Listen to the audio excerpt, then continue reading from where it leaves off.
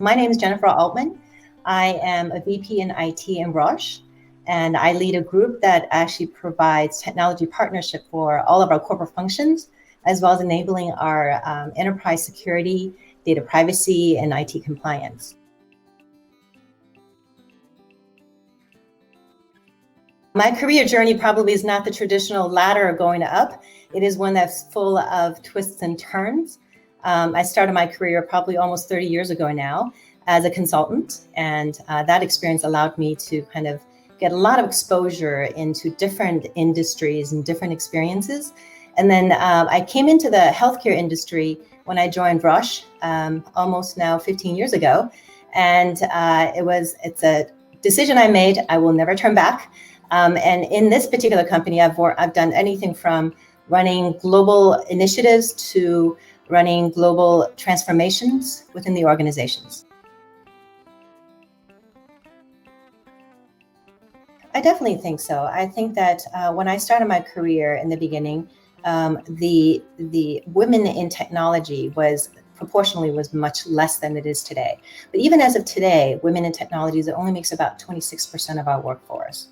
By comparison, the healthcare industry that I'm in right now, women in workforces makes up about 65% of the population. So you can see that difference already makes it so that we have a lot more work to be done.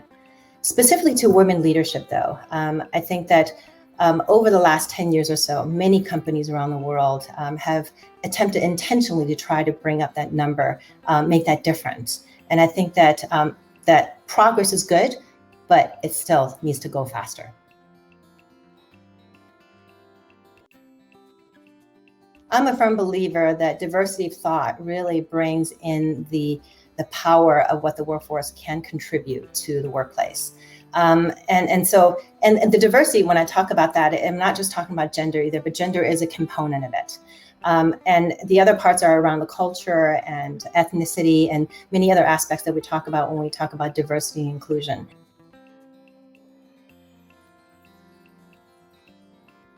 You really hit on a really hot button for me. I think that, talking about and being aware of unconscious bias is the key. Nobody intends to be biased. All of us have good intentions. It's only through education and awareness and talking about the examples of it that helps us really to unearth that all of us have blind spots that contribute to influencing the way we think, the way we act.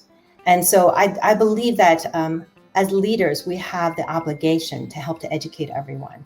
And so recently in doing the Diversity and Inclusion Month in Roche, I took some opportunities to share some of my own personal aha moments over the years in which unconscious bias might have influenced the way I made decisions, or that unconscious bias influenced what others did that had a negative or maybe not so great impact on me.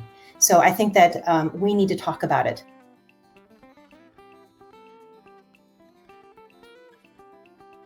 I would say, go after things you're excited about. Don't be afraid. Don't be only comfortable with those things that you're already comfortable with. Go after things that excite you and focus on what your own contributions are, less on the limitations that perhaps are brought to you by external factors, because in reality is most of those things are perceived by ourselves rather than being real.